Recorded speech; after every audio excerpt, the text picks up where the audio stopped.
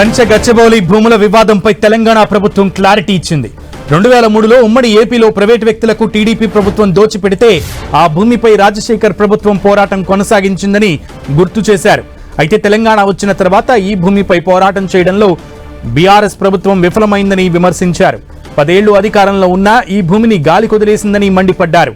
కానీ కాంగ్రెస్ ప్రభుత్వం అధికారంలోకి వచ్చిన తర్వాత హైకోర్టులో కొట్లాడి వేల కోట్ల విలువైన భూమిని తిరిగి స్వాధీనం చేసుకున్నామని చెప్పారు.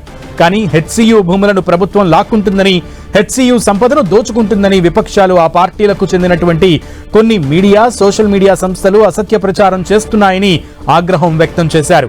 వీటిని నమ్మిన విద్యార్థులు, సామాన్య ప్రజలు నిజమేమో అనుకున్నారని చెప్పుకొచ్చారు.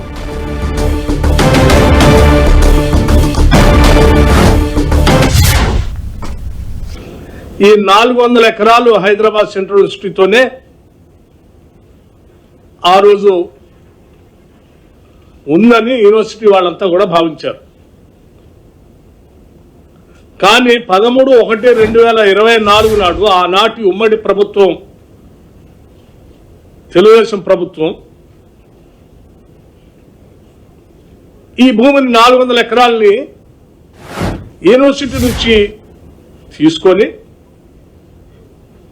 ఐఎంజీ భారత స్పోర్ట్స్ ఏదో తీసుకొని వస్తుందని పేట్రా, బిల్లీరావు లాంటి వాళ్ళని ఈ 400 ఎకరాలు ఇచ్చేశారు. అలాట్ చేస్తే ఆ 400 ఎకరాలు అలాట్ చేస్తూ, సరే ఇది యూనివర్సిటీ ల్యాండ్ కదా, మరి మాకేంటి, మేము అట్లా ఇస్తే ఎట్లా అంటే, సరే ఆనాటి ప్రభుత్వం ఆ 400 ఎకరాలకి ఎక్స్చేంజ్గా, అంటే బదలాయింపుగా 397 ఎకరాలు 397 ఎకరాలు 400 ఎకరాలకి ఎక్స్చేంజ్గా, బదలాయింపుగా ఆనాటి ప్రభుత్వం 397 ఎకరాలు అదే యూనివర్సిటీకి ఆనుకొని గోపన్పల్లి అటుపక్కన రాష్ట్ర ప్రభుత్వం ఆ యూనివర్సిటీకి ఇవ్వటం జరిగింది. అనేక సంవత్సరాలుగా పెండింగ్ లో ఉన్న ప్రధానమైన సమస్య,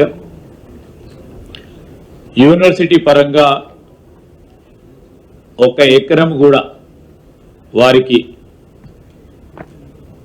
రికార్డు బుక్స్ లో లేకపోవటం వల్ల మేము, మా ప్రభుత్వం తరఫున మేము కానీ, బట్టి గారు కానీ, ముఖ్యమంత్రి గారు కానీ, సంబంధిత సహచర మంత్రివర్గ పెద్దలందరూ కూడా చాలా సంవత్సరాలుగా పెండింగ్ ఉన్న సమస్యను పరిష్కారం చేయాలని, యూనివర్సిటీ ల్యాండ్ యూనివర్సిటీకే ఉండాలని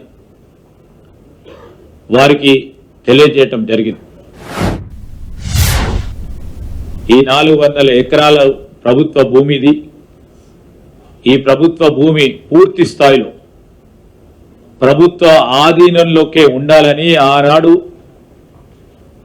అప్పుడున్న 2003లో ఉన్న ప్రభుత్వం చేసిన తప్పిదాన్ని ఖచ్చితంగా పోరాటం చేయాలని రాజశేఖర్ రెడ్డి గారి నాయకత్వంలో మొదలెట్టిన పోరాటం ఇన్ని రోజుల తర్వాత కొలిక్కి తీసుకురావడానికి, ప్రభుత్వ ఆస్తులను మనం కాపాడాలి, ప్రజల పక్షాన ఈరోజు దాన్ని సంక్షేమము, అభివృద్ధి విషయంలో ముందుకు తీసుకెళ్లాలని ముఖ్యమంత్రి రేవంత్ రెడ్డి గారు, మా ప్రభుత్వం 2023 డిసెంబర్లో ఏర్పడ్డ తర్వాత 2024లో తీర్పు రావటానికి న్యాయపరంగా పోరాటం చేస్తూ ఈరోజు ప్రభుత్వానికి 400 ఎకరాలను సేకరించే కార్యక్రమం ఎప్పుడు లేని విధంగా చేస్తే దీన్ని ఏ విధంగా అడ్డుకోవాలి, ఏదో విధంగా అవరోధం కల్పించాలి, అభివృద్ధికి సంబంధించిన అంశం వచ్చినప్పుడు దీన్ని ఏదో విధంగా అడ్డుకోవాలని చేసే ప్రయత్నంలో కొంతమంది చేస్తా ఉన్న సత్యదూరమైన ప్రచారాన్ని నేను ఇప్పటికీ చెప్తా ఉన్నాం,